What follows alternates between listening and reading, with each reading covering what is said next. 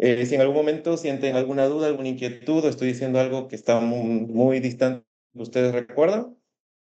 Pues tengan total libertad de desmutear sus micrófonos y poder comentar cualquier cosa. Bien, entonces, pues, como habíamos hablado en la clase anterior, para poder hablar de cardiología y de las enfermedades cardiovasculares, necesitamos recapitular ciertos conceptos que son fundamentales y básicos de las ciencias básicas, con valga la redundancia, ¿ya? Pues muchas veces, aunque son prerequisitos, ya no siempre están bien afianzados ciertos conocimientos. Entonces, pues el objetivo de estas 2 semanas son como que volver a introducir en nuestras memorias, en nuestras cabecitas, esos conceptos básicos de los que estamos hablando. Y pues hablaremos entonces ahora de lo que es la farmacología o los fármacos cardiovasculares. Muy bien, entonces, ¿qué fármacos nos interesan desde el punto de vista cardiovascular? Pues bueno, desde el punto de vista cardiovascular nos interesan los siguientes grupos. Por un lado, nos interesan los antihipertensivos. Muy bien, antihipertensivos son uno de los grupos fundamentales para el manejo de los pacientes cardiológicos, los antihipertensivos. Por otro lado, tenemos otro grupo de medicamentos que son muy relevantes para la cardiología, que son los hipolipemiantes. Hipolipemiantes, ¿ya? Tenemos otros medicamentos que son también muy importantes dentro de la cardiología, que son los antiarrítmicos. Bien, tenemos así también a los denominados los antianginosos. Bien, y tenemos por un último lado los que son los anticoagulantes. ¿Ya? Sí. Entonces, de estos grupos farmacológicos, bueno, de estos grupos no son grupos realmente farmacológicos, pero dentro de estas categorías de medicamentos, ¿de cuáles vamos a abordar en esta sección?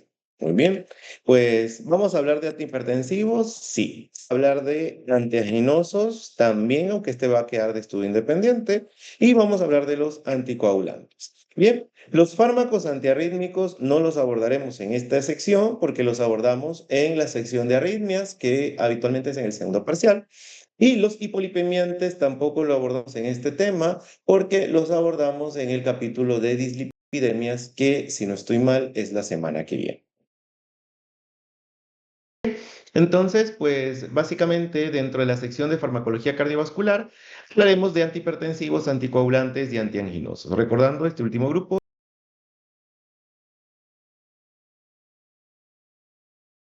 sin más preámbulos, vamos a empezar por esta primera categoría que estábamos hablando de medicamentos que sí vamos a abordar, que son los antihipertensivos. Entonces, muy bien, ¿de quiénes vamos a hablar? A ver, chicos o chicas, ¿qué grupo recuerdan de antihipertensivos? Grupo farmacológico. IECA. Muy bien, los IECA. ¿Qué significa esa abreviatura IECA? La persona que habló. ¿Qué significaba IECA? Inhibidor de la enzima convertidora de angiotensina. Perfecto. ¿Y qué es esa angiotensina? Porque se me está diciendo que el inhibidor de la enzima convertidora de angiotensina, pues debe saber qué es la angiotensina. ¿No? ¿No se acuerda? ¿Alguien que recuerde que lo ayude? Bueno, la angiotensina es el péptido más poderoso vasoconstrictor que tenemos en nuestro cuerpo. Muy bien, por eso es que se llama angiotensina. Aumenta la tensión, la presión arterial, porque es vasoconstrictor potente. Muy bien, entonces, ¿qué es lo que hace este medicamento? Inhibe a aquella enzima que transforma la angiotensina 1 en angiotensina 2. Esta conversión de angiotensina 1 en angiotensina 2 fundamentalmente ocurre a nivel pulmonar. Muy bien. Entonces, estos IECA van a tener algunos representantes. El fármaco tipo, el fármaco modelo, el primero de la serie de los IECA es el aptopril. Bien. Y todos los medicamentos de esta familia tienen como característica que la terminación de su nombre va a ser en pril. Entonces, otros representantes de la familia de los IECAS tenemos al enalapril, tenemos al lisinopril, tenemos al ramipril. ¿Ok? Es decir, que todos terminan en esa última partecita diciendo PRI. Muy bien. Ok. Entonces, estos fármacos, los IECA, van a ser potentes medicamentos, medicamentos muy útiles para el manejo de la hipertensión arterial. Pero aparte de que son antihipertensivos, ellos reflejan, ellos manifiestan, ellos tienen algo que se llaman efectos pleiotrópicos. Bien, entonces, ¿qué significa eso de efectos pleiotrópicos? Bueno, pues los efectos pleiotrópicos de un fármaco van a ser aquellos efectos beneficiosos de una determinada sustancia que son adicionales al fin original por el que se sintetizó. ¿Correcto? Es decir, si por ejemplo un medicamento se diseñó para bajar el azúcar, pero resulta que adicional a controlar el azúcar, produce protección renal o produce disminución de la proteinuria, esa disminución de la proteinuria se convierte en un efecto pleiotrópico de ese medicamento porque es un efecto beneficioso adicional que nos está dando más allá del que originalmente se buscaba con esa molécula. Bien, entonces los IECA, decíamos, tienen efectos pleiotrópicos. ¿Cuáles van a ser esos efectos pleiotrópicos? Pues bueno, en primer lugar, van a disminuir el remodelado ventricular.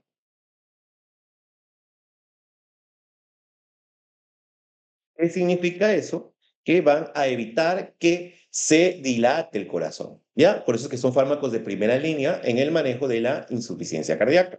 Bien, otro efecto pleotrópico tienen estos medicamentos. Pues bueno, van a ser antiproteinúricos. ¿Bien? Por eso es que se utilizan en el síndrome nefrótico, se usan también en el paciente que tiene nefropatía diabética. ¿Por qué? Porque son nefroprotectores al disminuir la proteinuria. Bien, entonces ese es otro efecto pleotrópico que van a tener los IECA. ¿Ya?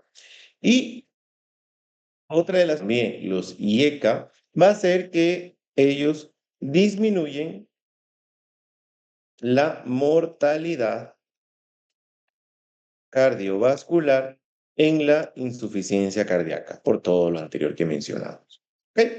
Entonces, pues esos son efectos beneficiosos de estos medicamentos. Ahora bien, ¿significa eso que no van a tener efectos adversos? No, porque dentro de los efectos adversos, una de las cosas que podemos encontrar como principal efecto adverso va a ser la tos, que adicionalmente pues, que es de tipo idiosincrático, que se llama angioedema, que es una especie de alergia al medicamento. Y otro efecto que pueden tener debido a su mecanismo de acción es que pueden aumentar el potasio en sangre. Muy bien. Entonces, esos fueron los IECA.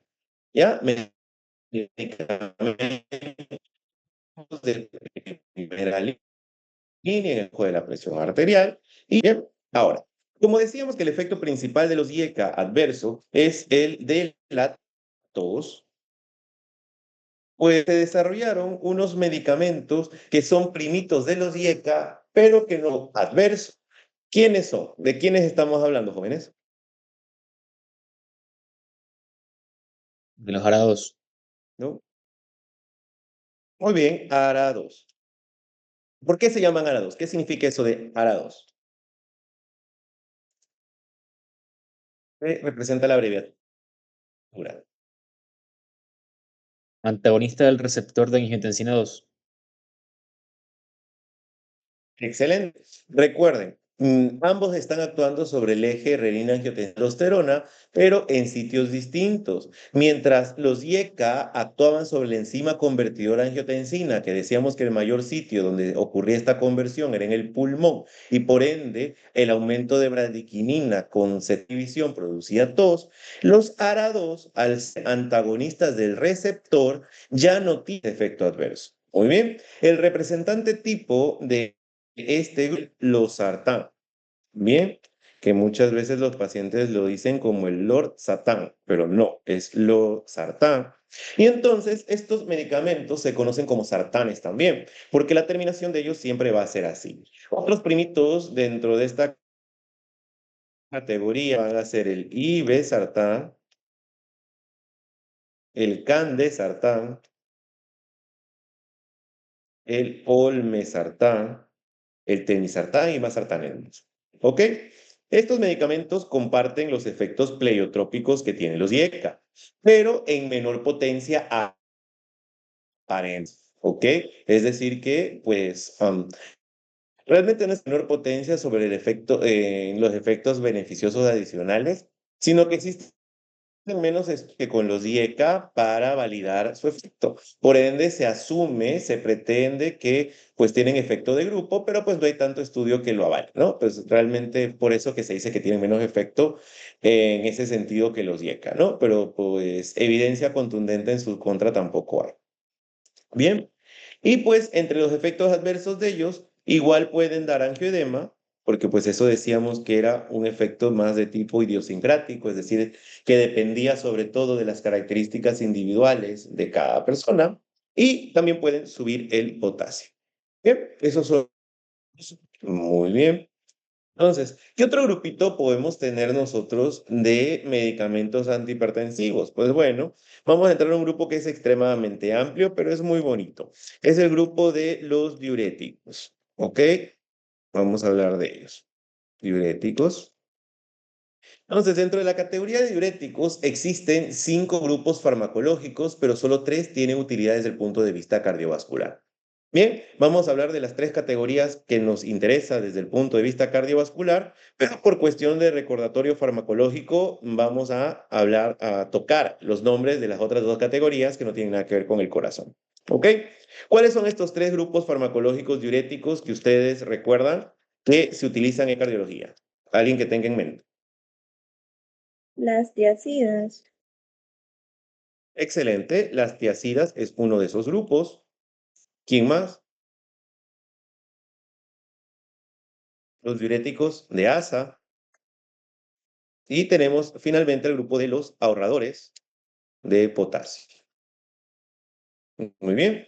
Entonces, esos son los 3 grupos de diuréticos que tienen importancia desde el punto de vista cardiovascular.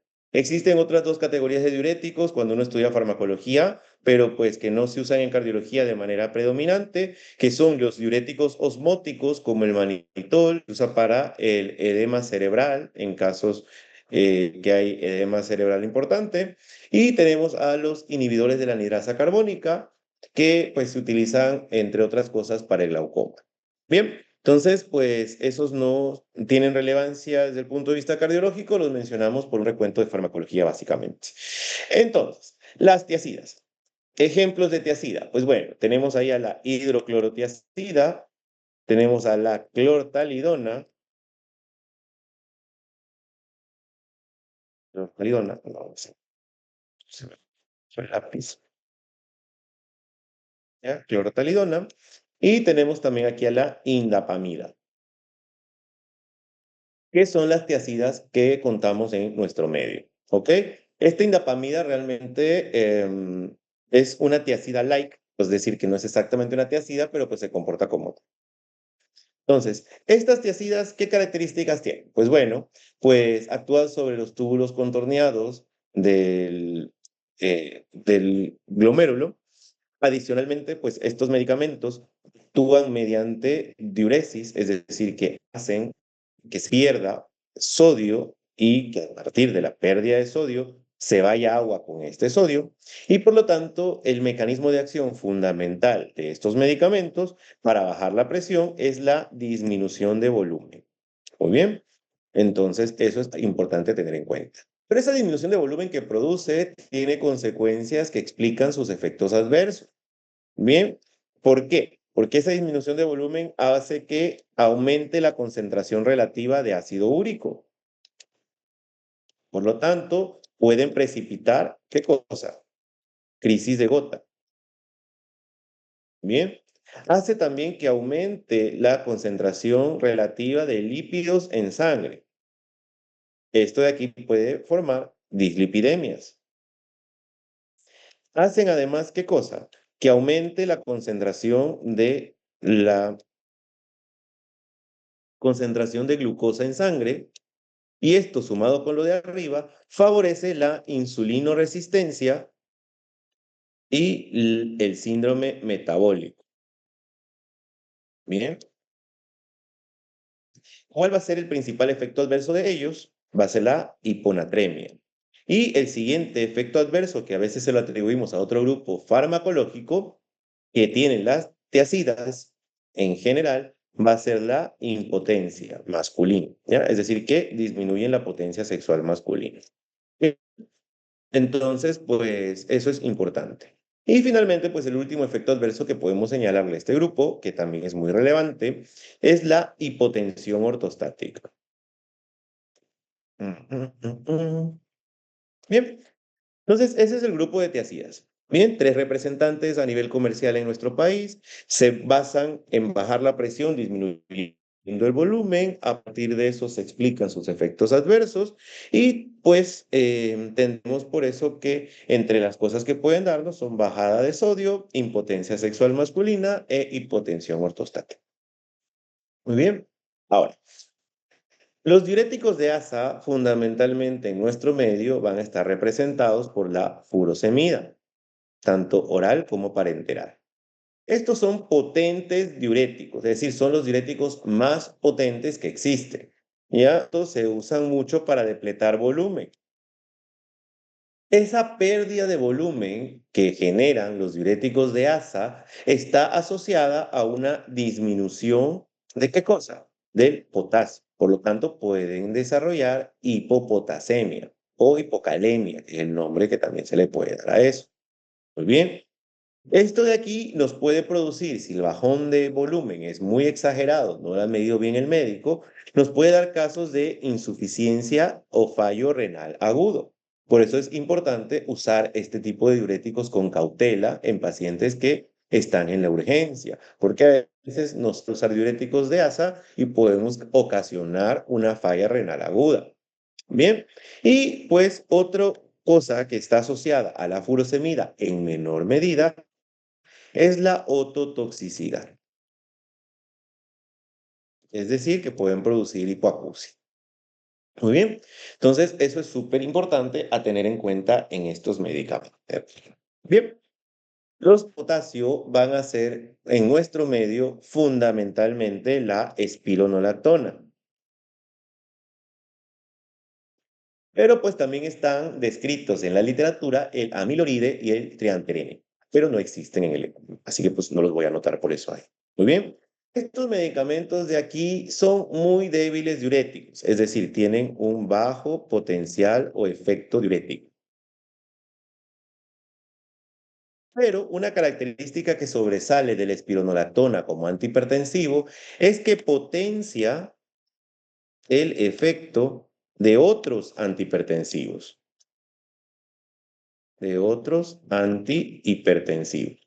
¿Y por qué es importante saber esto? Porque esa es la justificación por la cual la espironolactona se considera el cuarto fármaco antihipertensivo que debe tener un paciente. ¿Qué significa esto? Si un paciente ya tiene 3 antihipertensivos en uso y no controla su presión, el cuarto, si es que no tiene contraindicación, deberá ser espironolactona. Bien, y este es un dato súper importante cuando manejamos pacientes con lo que más adelante revisaremos cuando estudiemos hipertensión, que es el concepto de hipertensión resistente e hipertensión refractaria. Muy bien, entonces pues hasta aquí vamos viendo a ese medicamento.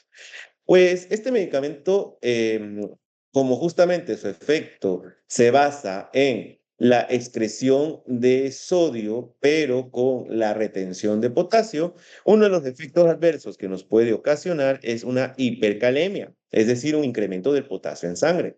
Pero adicionalmente, un efecto que puede también ser muy incómodo en pacientes masculinos es que puede dar ginecomastia, ¿ok? Es decir, que puede hacerle crecer las mamas al paciente masculino. Y pues eso es algo que le resulta incómodo y doloroso al paciente, ¿ya? Y en algunos casos puede ser una causa para descontinuar la medicación, ¿ok? Entonces, pues por ahí esta parte. Bien. Entonces, esos son los diuréticos que nosotros tenemos disponibles en nuestro medio, ¿ya? Tiacídicos de asa y ahorradores de potasio. Bien, entonces, ¿qué otro grupo farmacológico nos estaría quedando para poder hablar dentro de los antihipertensivos? Pues bueno, un grupo que es súper importante y que tiene dos categorías, que es el grupo de los bloqueadores de los canales de calcio. Muy bien, o también llamados, también denominados anticálcicos. Muy bien, estos bloqueadores de los canales de calcio se van a clasificar en dos grandes categorías. Se van a clasificar en función a su estructura molecular en dihidropiridínicos cuando se derivan de la molécula de hidropiridina, es decir, que cuando la molécula, el anillo dihidropiridínico, forma parte de su estructura. Y no dihidropiridínicos, pues evidentemente cuando no tienen en su constitución el anillo dihidropiridina. Entonces, dentro de estos, las propiedades farmacológicas van a ser un poco diferentes y por eso además se los estudia por separado. Bien, los dihidropiridínicos, su representante modelo, su representante tipo va a ser el nifedipino. ¿Ya? Y todos los medicamentos de categoría terminan en esta extensión, en esta parte final llamada pino. Bien, entonces tenemos nifedipino, amlodipino, felodipino, nimodipino, nicardipino y bueno, pues algunos más que puedan por ahí escaparse. Bien, entonces estos son como que ejemplos representantes de esta categoría. Ahora bien, por otro lado, los representantes de los no dihidropiridínicos tendremos al verapamilo y al diltiazem. Pero, ¿por qué se los divide? ¿Para complicarles más la existencia a ustedes, los estudiantes? Pues no. Se los dividen en estas dos categorías porque aparte de que molecularmente provienen de una estructura química diferente, esto explica que tengan selectividad en bloquear el canal de calcio en distintos niveles de nuestro cuerpo. ¿Ya? Los dihidropiridínicos tienen selectividad por los canales de calcio que se expresan en la vasculatura periférica. Es decir, que ellos tienen predominantemente acción sobre la vasculatura periférica. Mientras que los no dihidropiridínicos, su efecto fundamental va a ser sobre los canales de calcio de las células del tejido de conexión, de conducción, perdón. Es decir, que sobre todo actúan sobre el tejido de conducción. Bien, y es por eso que los no dihidropiridínicos pertenecen también a la categoría de fármacos antiarrítmicos, que pues como dijimos se abordará en el segundo parcial. Bien, entonces, estos al ser vasodilatadores periféricos potentes antihipertensivos. ¿Y cuál va a ser el mecanismo de el mecanismo para bajar la presión de estos fármacos? Es que disminuyen lo que se conoce como poscarga. Muy bien. Y al disminuir esa poscarga, pues baja la presión arterial. ¿Ven? Si se dan cuenta, mecanismo diferente al de los diuréticos, que los diuréticos lo que bajaban era el volumen, por lo tanto actuaban sobre la precarga. Estos actúan sobre la poscarga. Bien, entonces así. Pero el hecho de que tengan un potente efecto vasodilatador también explica sus dos principales efectos adversos. Si son muy vasodilatadores y dilatan las arterias temporales, eso va a producir cefalea. Es decir, que son medicamentos que pueden dar dolor de cabeza. Y por otro lado, tienen una selectividad especial por dilatar las arterias del tobillo. Por lo tanto, pueden producir edema malleolar. Muy bien. Por otro lado, Tenemos aquí nosotros que decíamos que los no dihidropiridínicos tenían selectividad sobre el tejido de conducción y sobre el miocardio en general. Bien, esto hace que ellos básicamente no tengan tanto efecto como antihipertensivos y su efecto ligero antihipertensivo lo consiguen disminuyendo el inotropismo, es decir, disminuyendo la contractilidad miocárdica. Y es por eso que no son muy recomendables estos medicamentos en pacientes que tengan insuficiencia cardíaca, porque pueden desencadenar una crisis aguda de insuficiencia cardíaca. Bien, y entonces sus principales efectos adversos, si dijimos que actuaban sobre el miocardio, pues bueno, pueden disminuir la potencia del corazón y por lo tanto desencadenar o descompensar cuadros de pacientes con insuficiencia cardíaca, pueden bajar la frecuencia cardíaca, es decir, pueden producir bradicardia o pueden también producir bloqueos auriculoventriculares.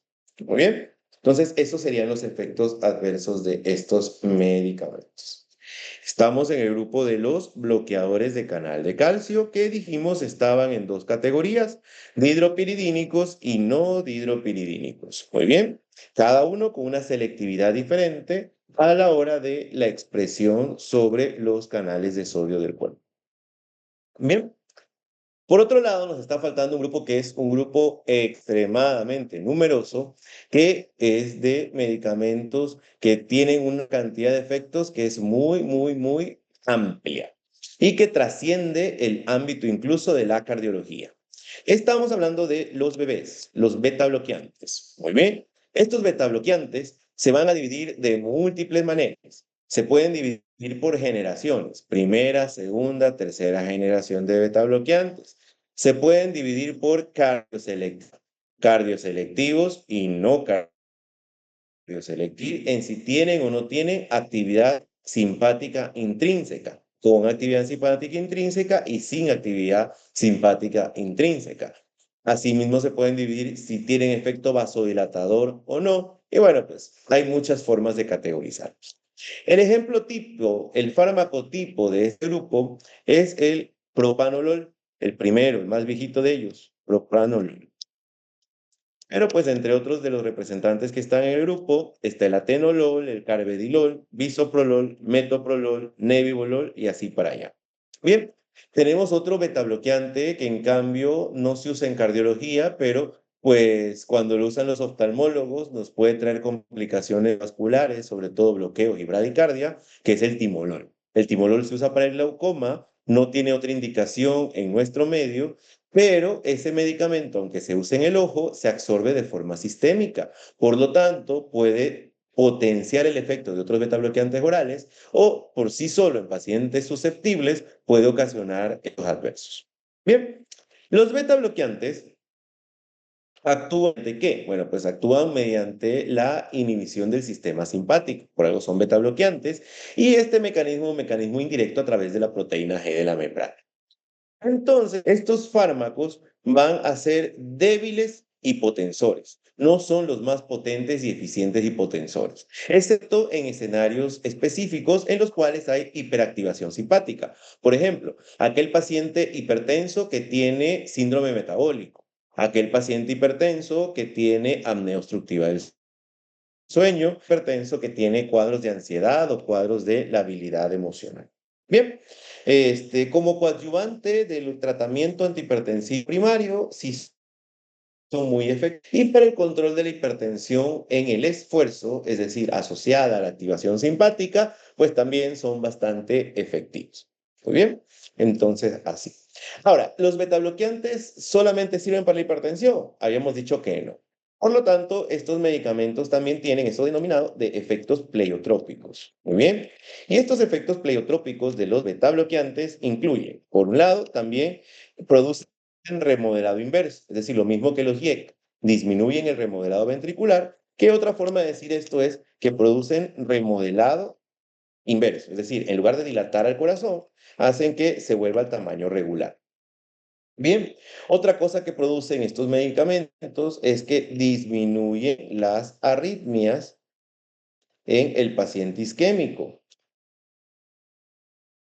otro efecto beneficioso de los betabloqueantes es que disminuyen la mortalidad en la insuficiencia cardíaca.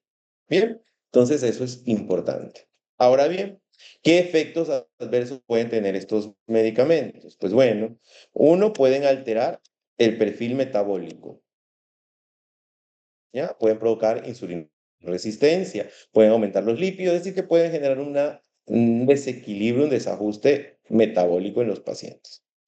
¿Qué otra cosa pueden ocasionar? Pues bueno, pueden bajar la frecuencia cardíaca y pueden ocasionar bloqueos auriculoventriculares, ¿no? Porque actúan también sobre la conducción eléctrica, disminuyen el bromotropismo, es decir, la conductividad eléctrica dentro del corazón. Otro efecto adverso que se menciona de los betabloqueantes, sobre todo los no cardioselectivos, es que pueden exacerbar crisis de asma. ¿Ya? Por eso hay que usar con cautela en paciente asmático severo este tipo de medicamentos. Significa que en aquel paciente que tiene una crisis de asma una vez al año y que tiene insuficiencia cardíaca, no le voy a poner su carvedilol o su metoprolol o su bisoprolol por su insuficiencia cardíaca. Pues no, pero sí hay que tenerle un control, un seguimiento adecuado para evitar que exista una exacerbación de esa asma secundaria al uso de betabloqueante. Muy bien. Y pues algo que se menciona como efecto adverso de los betabloqueantes, sobre todo algunas escuelas de cardiología latinoamericanas le tienen como que especial animadversión a estos medicamentos por ese efecto, aunque los estudios epidemiológicos demostraron que eran los diuréticos tiacídicos lo que más lo producían, es la disfunción eréctil. ¿Ok? Recordar, si se les pregunta cuál es el grupo farmacológico que más se asocia a disfunción eréctil dentro de la categoría de antihipertensivos, son los diuréticos tiacídicos. ¿Qué significa esto? Que los betabloqueantes no pudieran ocasionarlo, pues no estamos diciendo eso, pero en estudios de prevalencia a nivel epidemiológico se demostró que no eran los que más lo producían. ¿Ok? Entonces, estos son medicamentos antihipertensivos. Tenemos otras categorías adicionales que podemos mencionar de antihipertensivos, como por ejemplo los alfa bloqueantes, dentro de los cuales el que persiste con uso vigente a nivel de antihipertensivos es la doxazocina, cuyo uso fundamental está porque al ser, además de un relajante de la musculatura lisa vascular, también es un relajante de la musculatura lisa vesical, se utiliza en aquellos pacientes que tienen hipertensión arterial más hiperplasia prostática benigna o hipertensión arterial más algún tipo de afectación de las vías urinarias, ¿ok? Aquellos pacientes que tienen distonías urinarias o cosas así, pues bueno, les pega el usar un medicamento como la oxazocina. Bien, y tenemos otros fármacos de acción central que van a revisar de ustedes de forma independiente, como por ejemplo la metildopa, que es uno de los medicamentos de mayor uso para la embarazada con hipertensión, y la hidralazina. ¿Ok? Entonces, esta es otro medicamento que tiene utilidad y que es sobre todo embarazadas con hipertensión. Bien, entonces pues hasta aquí dejamos esta primera parte, que es la parte de fármacos antihipertensivos. Hemos repasado de cierta manera a los IECA, ARA2, los diuréticos con sus distintas subcategorías, bloqueadores de canales de calcio, beta bloqueantes y alfa bloqueantes. Preguntas, dudas, jóvenes, en relación con esta primera sección de la clase, ¿no? O ya se durmieron todos. Que bueno, es otra posibilidad, ¿no? Bueno, asumiremos que ya están roncando ahí con vagado para que no se les escuche nada más. Y entonces continuaremos a la siguiente parte.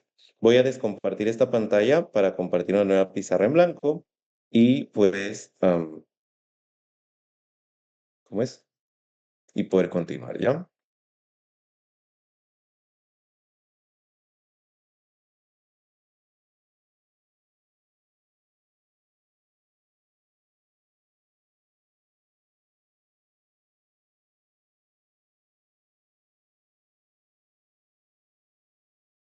Ok, por favor, jóvenes. ¿Se ve la pizarra virtual? Sí, doctor. Ya, excelente. Bueno, por lo menos para decir sí, sí está. No. Ok. Entonces, vamos. La siguiente categoría de medicamentos que dijimos que íbamos a conversar en esta noche, o bueno, pues no estamos conversando, me están escuchando, ¿no? Pero la idea era que fuera un conversatorio, es sobre la categoría de antiagregantes y anticoagulantes. ¿Ok?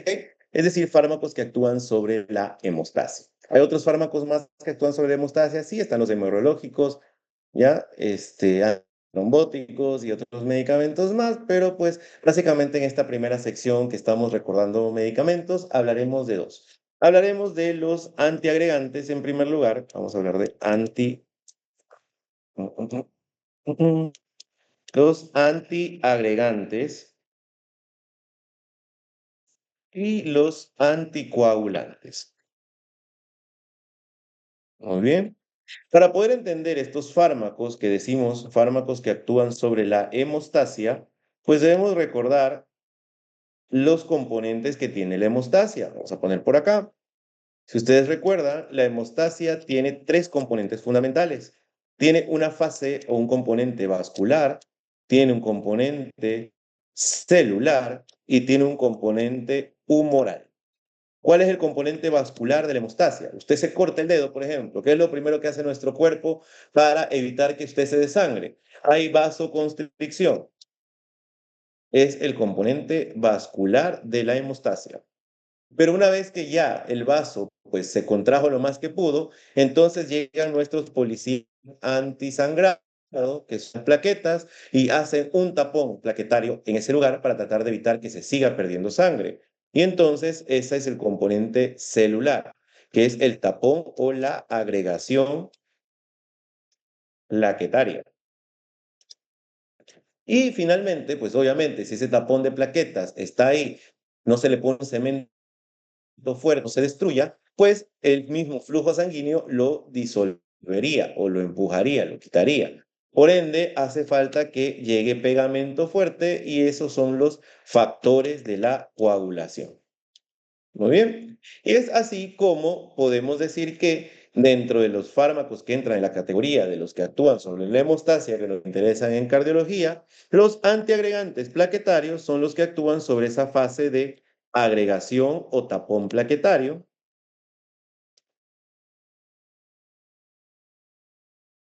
En cambio, los anticoagulantes son aquellos que actúan sobre los factores de coagulación.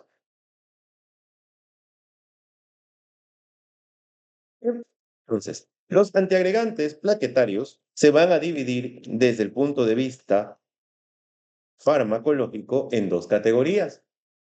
Se dividen en salicilatos y en no salicilatos.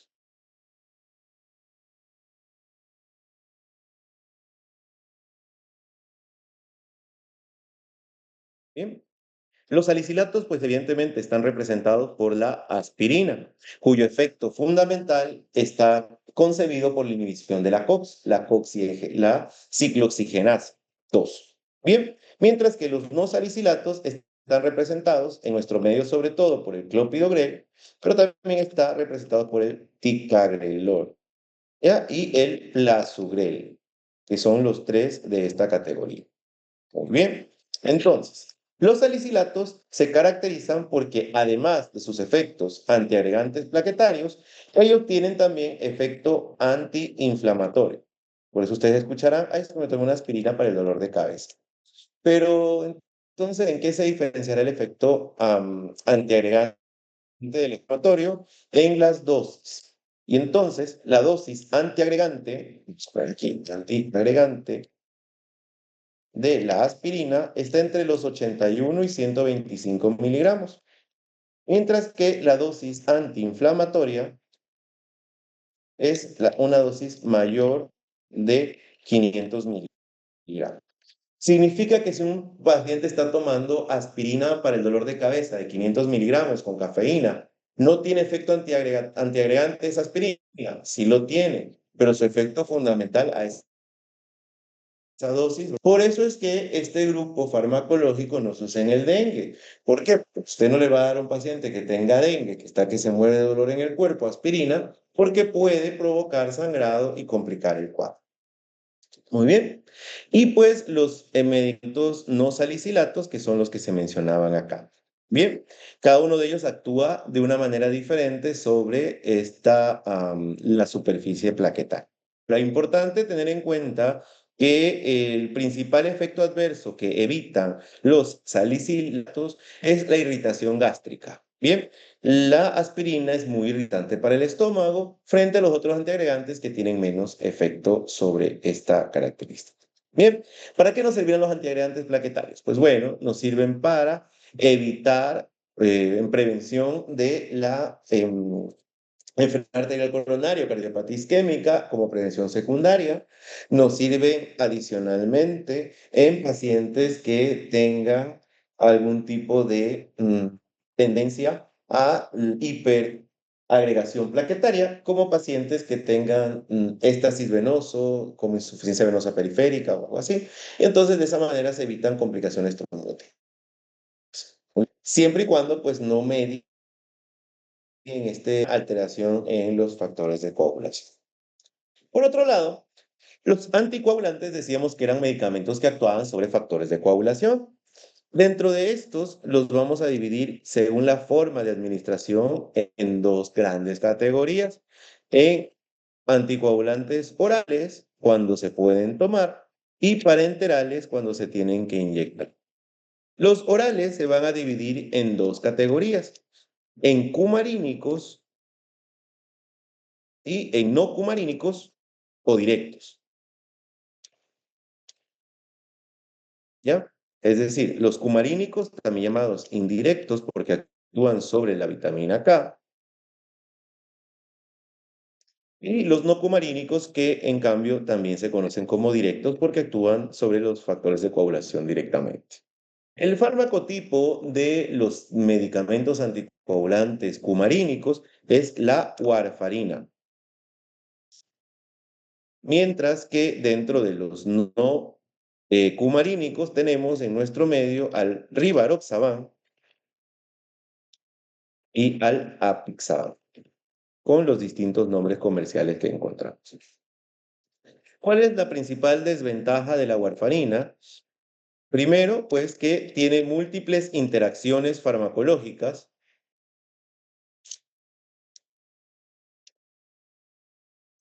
Y otro problema es que el margen de seguridad es muy estrecho, por lo tanto hay que estar vigilando a cada rato el INR.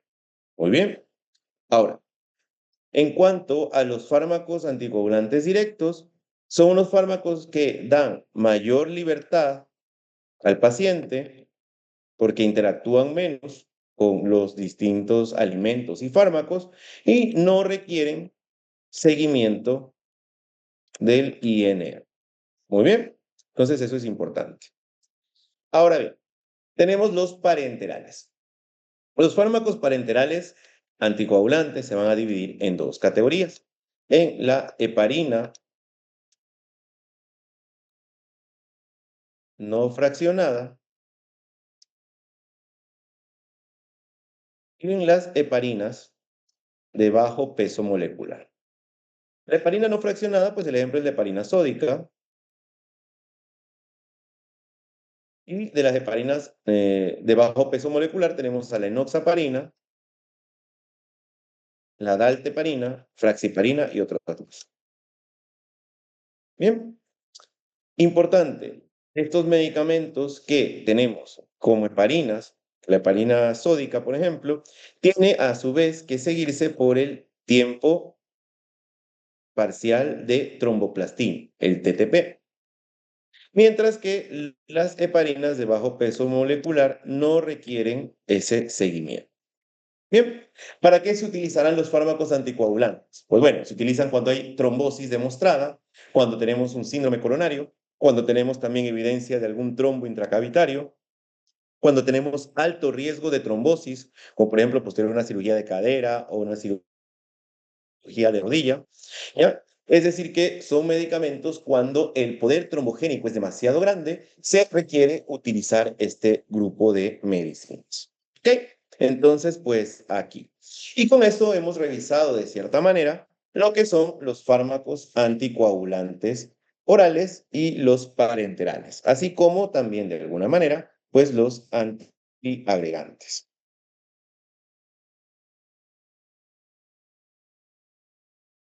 ¿Alguna pregunta? Se durmieron todos, creo. Murieron, ¿no?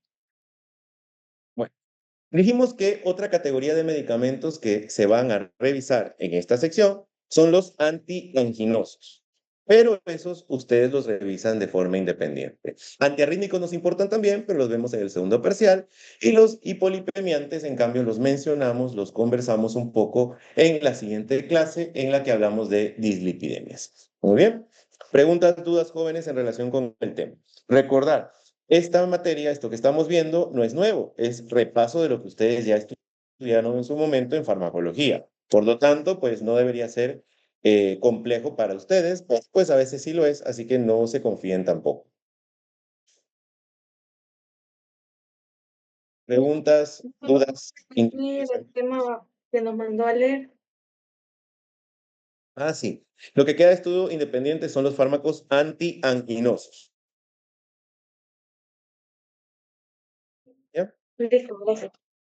Bien, igual recuerden que la bibliografía que se les puso básica se les pasó con un link a través de los coordinadores. Y otra cosa que se les recuerda que la semana que viene, que me conocen en vivo, me conocen en persona, también van a conocer cómo son mis evaluaciones, porque tienen la primera evaluación de esta asignatura, su primera lección. Y para que empiecen bien recargados y reforzados, su primera evaluación va a ser oral. Así que para que lo tengan claro, van ustedes a ese día ver cómo se maneja la dinámica de las evaluaciones orales. Así que para que repasen, estudien, revisen bien el tema y pues que no se confíen a la hora de la materia. Muy bien. Entonces, pues, ¿alguna pregunta que quede? ¿Alguna cosa que quieran preguntar, sugerir, comentar?